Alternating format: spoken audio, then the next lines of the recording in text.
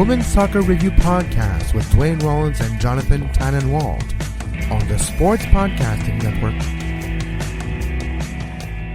Welcome to the latest episode of the Women's Soccer Review here on the Sports Podcasting Network. I'm Jonathan Tannenwald of the Philadelphia Inquirer. We've been laying a little low for the last few weeks, as you all have, I'm sure, noticed.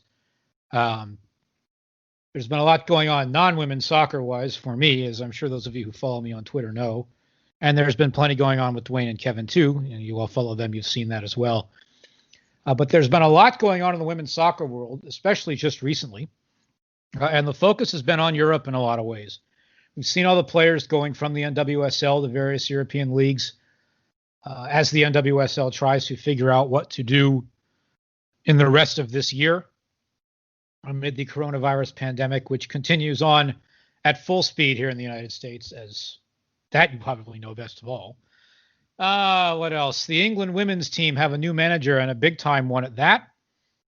And the UEFA Women's Champions League tournament for the end of the campaign kicks off on Friday in Spain, in Bilbao and San Sebastian.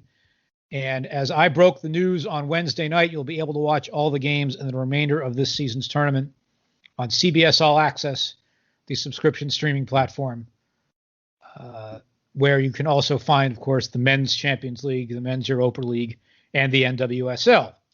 And it is nice, yes, to break news every once in a while, I must admit. With the focus on Europe, though, we're going to bring in a guest from Europe and one of the best women's football correspondents in England, Molly Hudson of The Times in London. And I will disclaim here, as Molly knows, that I have been a Times subscriber in digital form for many, many years. Of course, you can't get the paper over here very easily. I've had the real privilege of knowing quite a few sports writers at The Times over the years, and Molly is the latest. We've crossed paths at the World Cup. We crossed paths at the She Believes Cup in New Jersey earlier this year. And that was, Molly, the last soccer game I went to. I have not been to one since then. The wait will end next week when I go to a men's club game here, but it's been a long time, or at least it feels like it's been a long time. And it's great to finally have you on the show. Thank you. It's definitely been a long time. It was sort of so strange that obviously we all flew back to England after that She Believes, and then luckily, thank God, we did get back, because then almost immediately we were sort of into lockdown. So it's been a bit similar over here, as you say. You know, the men's games have sort of been carrying on, so I've been to a couple of those behind closed doors. But yeah, same for me, just missing women's football and being at women's games, really. Well, there has certainly been a lot of news in English women's football in particular in the last few days, headlined by Sam Mewis and Rose Lavelle signing for Manchester City for some amount of time. And how long, I was going to say how long depends on how cynical you are over here about the state of the NWSL, but that's not really fair. I believe it's for a season each, right? Yes, I believe so. At least for now, and we'll see what happens from there. And there's all these oddities about, the U.S. Soccer Federation owning their contracts over here, so there's no transfer fee, and this, that, and the other thing, and it's all a whole. There's as many layers of bureaucracy sometimes in football as there are in politics, to put it one way, I guess. But the question that I really want to ask you, Molly, is that it's been a huge deal over here, and obviously it's a huge deal because they're big-name players on the U.S. national team because of the effect on the NWSL, but also because Manchester City is very well known over here because of the Men's Premier League's popularity. And I wonder how big a deal it is over there in England that these two players who, as you know, because you've been to games over here, are, rock stars over here. How big a deal is it over there?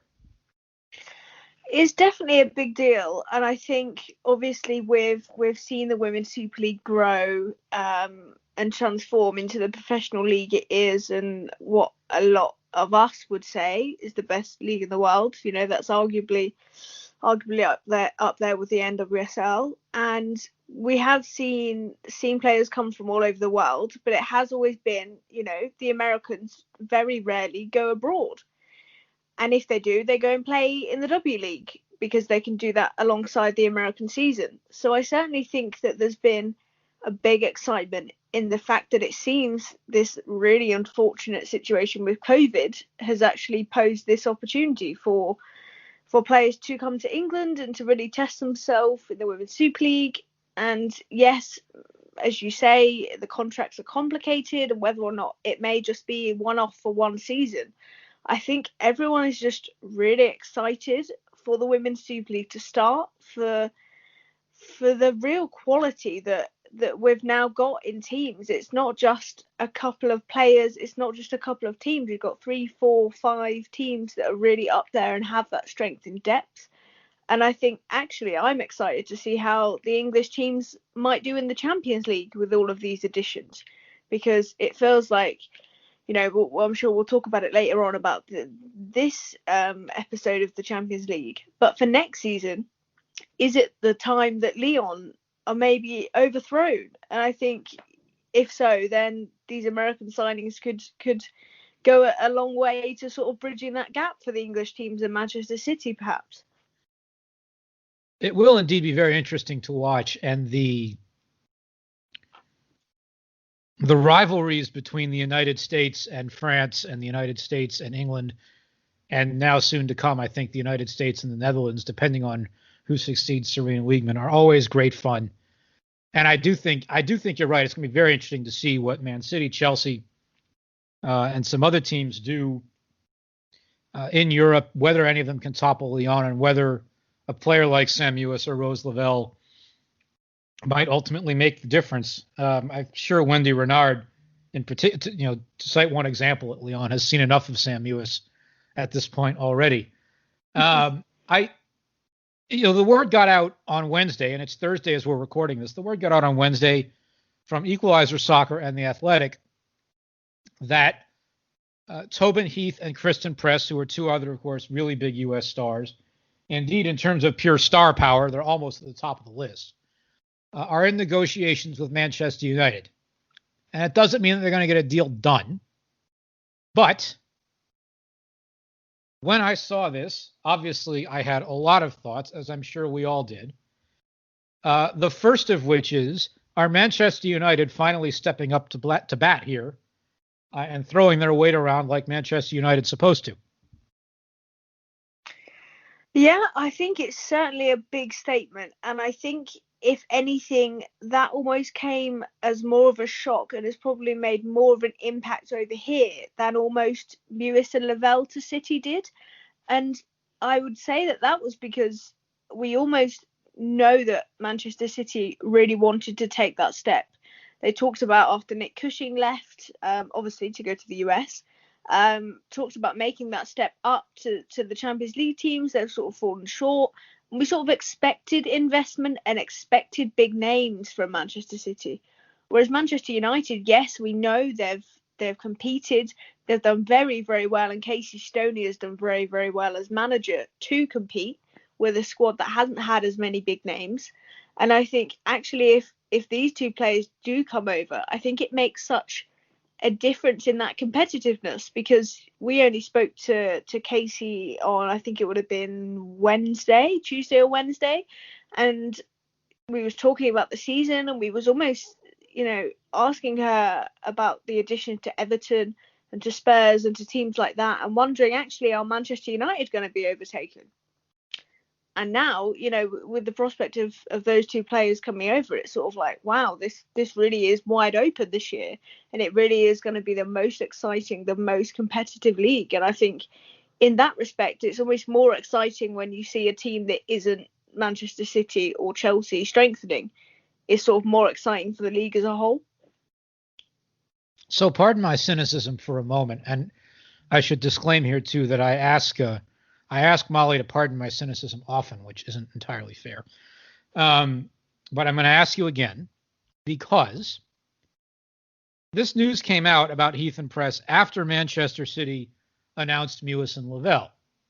So I, of course, went on Twitter and said something snarky, because that's what I do, which is, which side are the noisy neighbors now?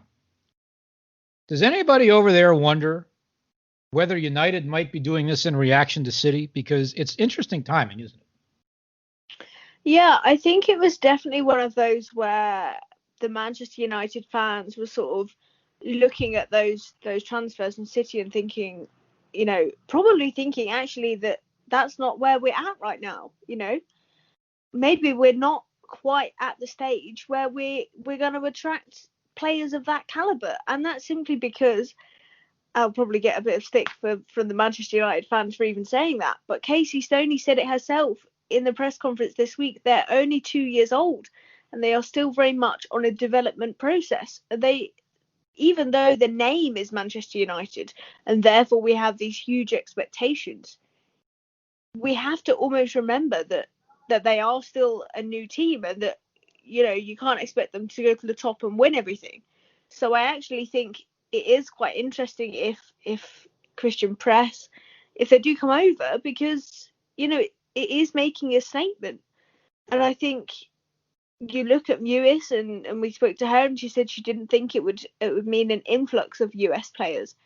But actually, maybe seeing those deals go over the line, of course, it's not something that's going to be done overnight, and these talks will have been in progress for a long time behind closed doors, no doubt.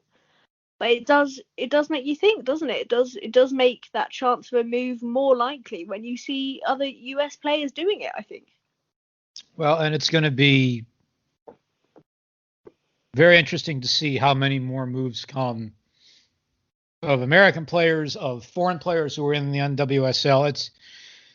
The listeners of this show know this, Molly, but I think it's a little bit of interesting added context here that right before the NWSL Challenge Cup final, I asked the commissioner of the league, when she finally admitted that the league was looking to play more games, whether they felt they needed to play more games this year to stop American players from going over to Europe.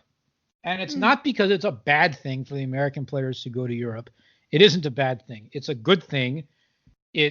We've seen the impact that it's had on players like Megan Rapinoe and Alex Morgan and Carly Lloyd over the years, how those players have evolved their games and so on. However, it is important for the NWSL, if this allows the FAWSL to in turn boost its infrastructure for the longer term, bring more money in for itself, that it then turns into growing that league further and attempting to make it the number one league in the world, which is, I hope, going to spark the NWSL to get up a little bit and spend some more money on players and training infrastructure and so on.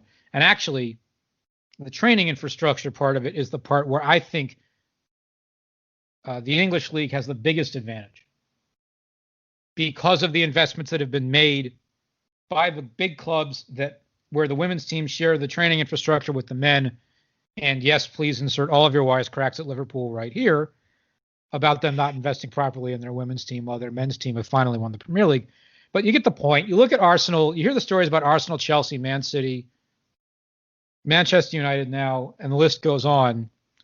That, Molly, is where I think the English League has the opportunity to make the biggest statement, because it is something that I have heard over the years about from American players who've gone over to England. It's not so much the games and the quality of play. It's the facilities and the infrastructure that's really what impresses them the most. Definitely, and I think what you may not know over in the US is that teams like Brighton, who might not be the biggest name team in the world in the Women's Super League, they're looking to move their women's team in with their men's team, and it's like that right across the league now. And even if they're not moving them in with the men's teams, they're looking at making set places for them that are state of the art facilities that are just for the women's team. And I think 100% that is something that it still needs work, don't get me wrong. And down the bottom of the league, we still need to improve wages in the Women's Super League. We still need to really make sure that element of professionalism is there. Because, of course, as in any league, and I'm sure it's the same in the US, the very top of a professional league is very different to the teams and the players at the bottom of a professional league. But I think, as you say, just the names of these American players, it really does make you excited for the season. and we know how well teams have done. But then imagine if those signings do push us forward in the Champions League, and then if you're an English team and you're looking to win the Champions League, that only pushes you on to invest more and to attract more of these sort of names. And I think, if these US players then go back and say, wow, we had a really amazing experience in England, of course their teammates are going to want to come over too. And even if it is just for a short period, even if it is just for one season, word will get out about how amazing the facilities are and the experiences. And we certainly know that at Manchester City with the City Football Academy. You're in the same facilities, the men's team, the men's youth team, and you're around that environment, and that's only going to push you on and make you a better player. So I think, ultimately, this can only be good for the Women's League, with the only caveat being, will the English players still get enough game time? And I think that's something that maybe we will find out this season, because you can argue that playing and training alongside better players, the likes of, Christian Press, if she does come over, people like Roosevelt, it's only going to push you on. But ultimately, there are only 11 players that can start a game. So I think that will be an interesting test for the English players and the home nations players as well. You think of people like Caroline Weir at Manchester City. That will be an interesting development to our league and a different balance, I think, maybe this season. Well, it's interesting that you mentioned that, because it takes us right into another subject to discuss, which is England hiring Sarina Wiegman as their new manager. And that is a story that you have been all over from the start, with your colleague Matt Lawton at the Times, to the point where literally every night as I was falling asleep, I would check the Times online mobile app, because it would be the 5 a.m. UK time edition, to see what the breaking news was about the pursuit. How big a deal is this for England? Because Wiegman, as we know, is a terrific manager. Yeah, definitely. I think firstly, Matt has done some great work on this, and it's been sort of a good ride, sort of following it along and seeing how everything developed. Because for so long, Jill Ellis looked as though she was the favourite and sort of nailed on for the job. And then as it emerged that Sarina was mentioned, suddenly her name sort of rocketed, and suddenly she was the clear number one choice. And I think it's really exciting. Obviously, we spoke to her for the first time yesterday on a press conference, and it was really refreshing to speak to her. She's pretty straight to the point. She tells it like it is, and I think she can really push us forward. I think the difficulty at the moment over here is just this strange old transition period that we have at the moment, where obviously Phil will continue until July 2021. Sarina takes over September 2021. There's the small matter of Team GB in the middle of all that, and we still don't know who may take that job. It sort of feels to me, purely my opinion, that it's logical for Phil to take that, purely because of the timing of it, and that he is still going to be around. But that hasn't been decided yet. So I think it's almost it's sort of strange writing all of the coverage yesterday.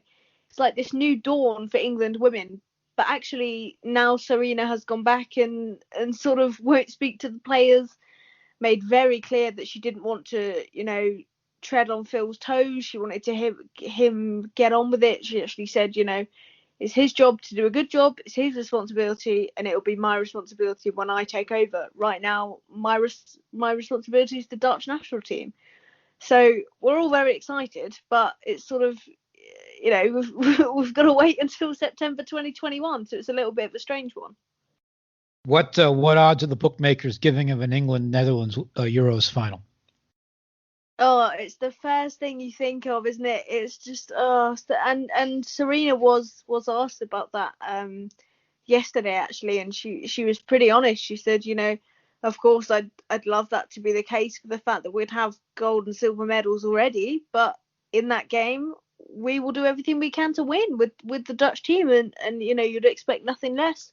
So I think that will certainly be an interesting storyline to keep an eye on next summer.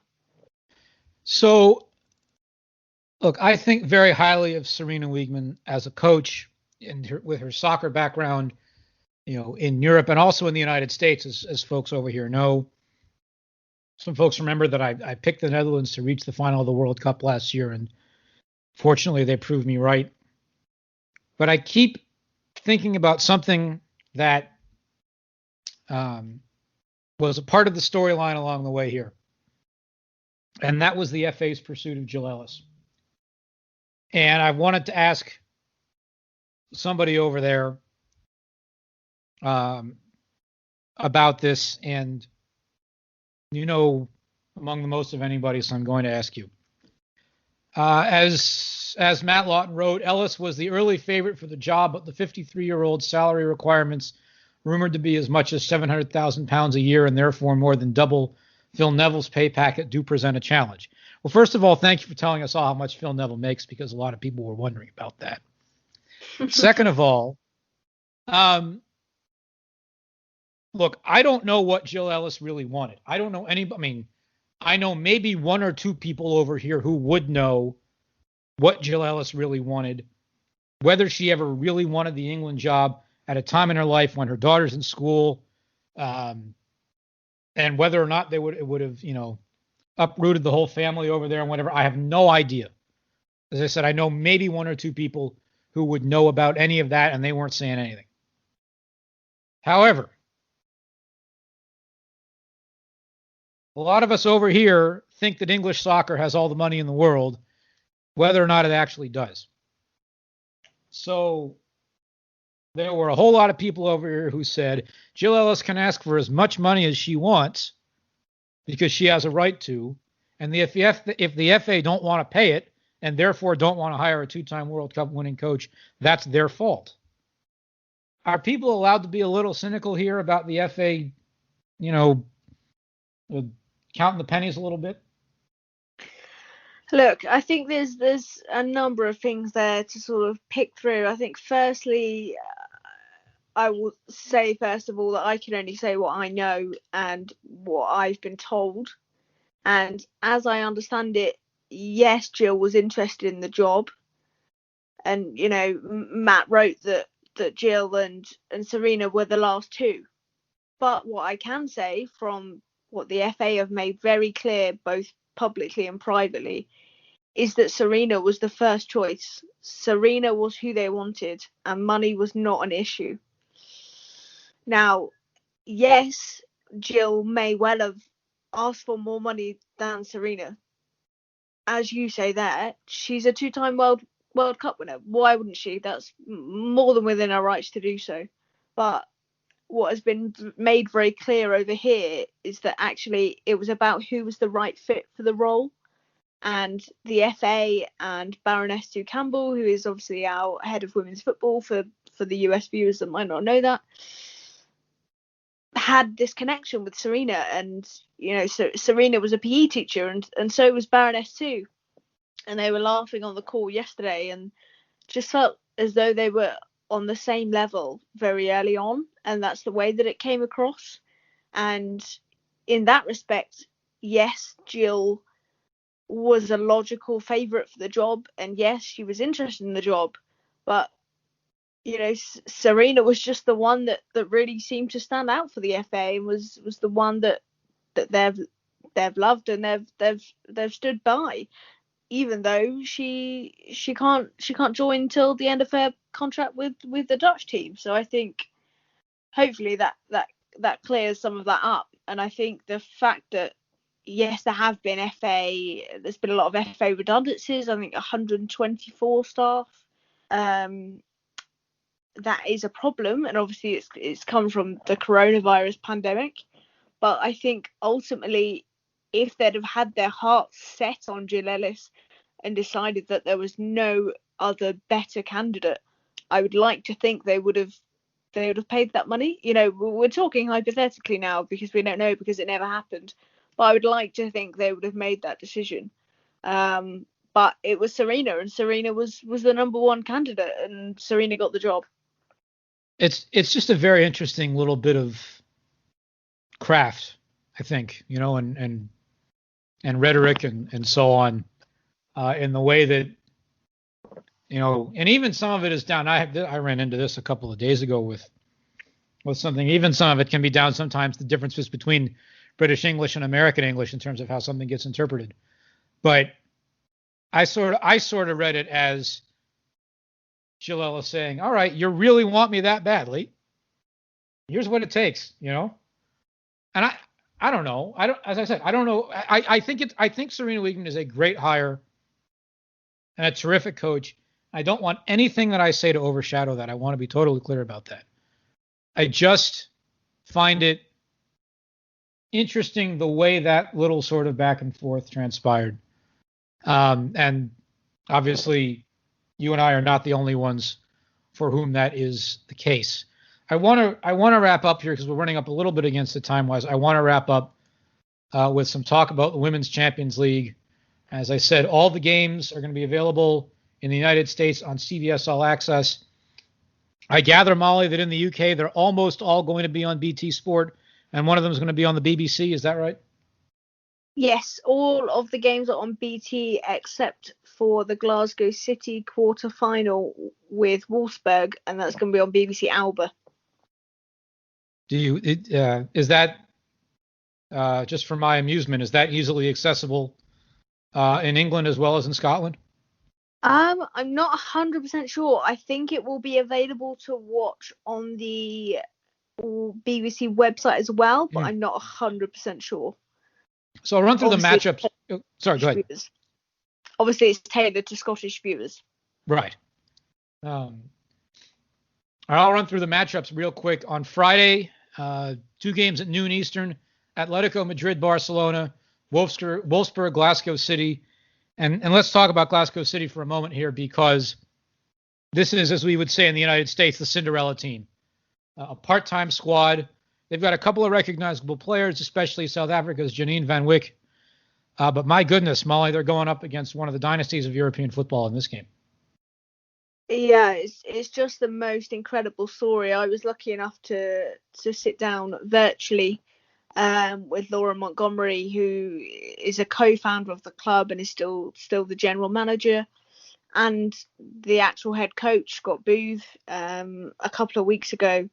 And to fully understand really the monumental task ahead of them, the fact that they're part-time, the fact that, at one stage of this pandemic, it looked as though they just wouldn't have the money to train. And a philanthropist came in and provided them with the money to be able to train. And you have to remember that in Scotland, there are no other women's teams training. Or there certainly wasn't at the point that Glasgow City needed to be training. So they've had to literally travel to England just to play a friendly. So coronavirus has made everything so much more complex. But take all that away and you're still a part-time team against a full-time team.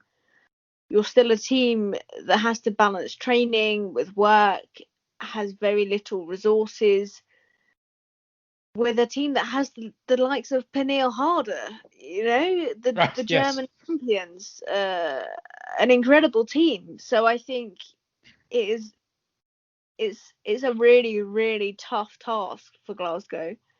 But I don't think many people could read their story and not secretly want them to do well.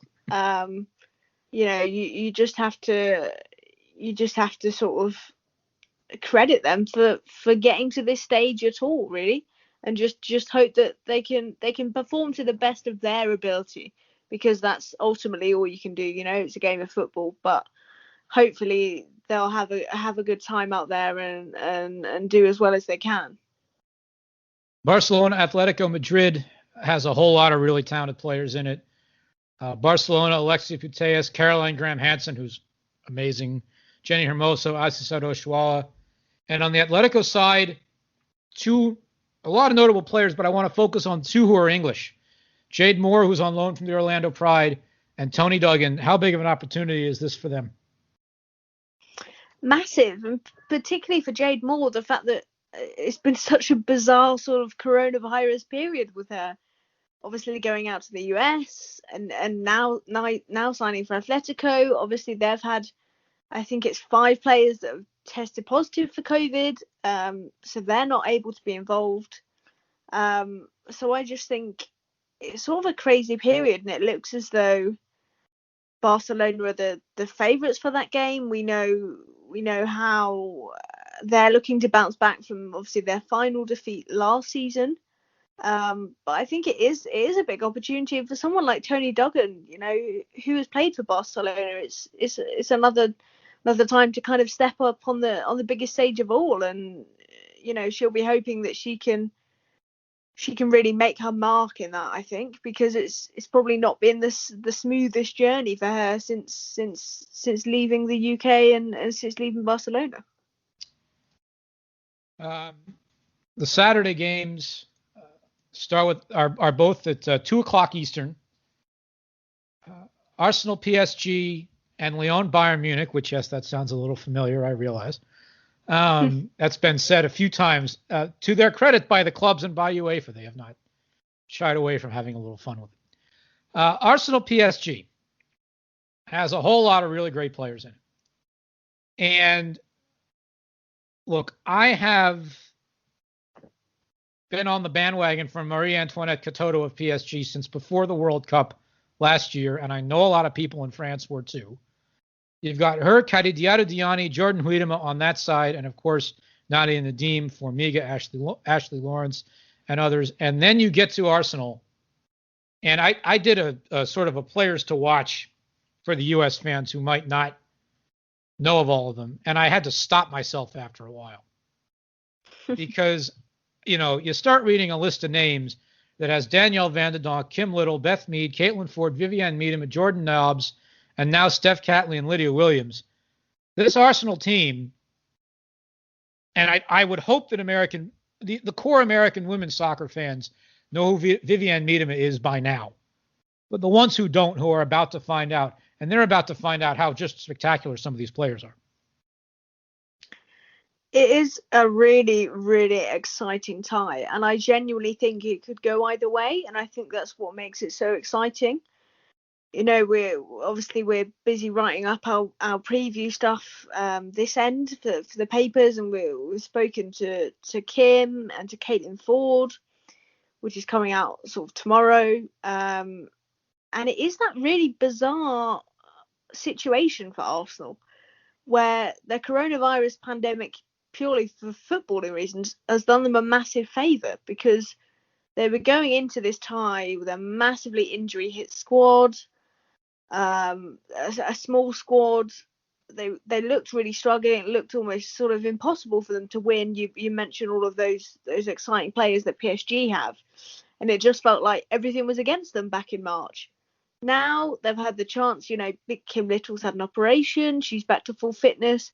People like Miedema are having a rest because they've played so many games. And now, with the additions of the Australian players that you mentioned that have come over, they've just got a much better squad, and they're sort of fully fit and fully prepared. And I think that actually, for the neutral, for the US viewers, will make it a much more exciting game, because it really could go either way now. And I think both of these teams, their probably strengths are in attacking areas, and I think it should be a really fun one to watch. And finally, Lyon, Bayern Munich, also 2 p.m. Saturday. I wish the games weren't at the same time. I sort of understand why they are, but still.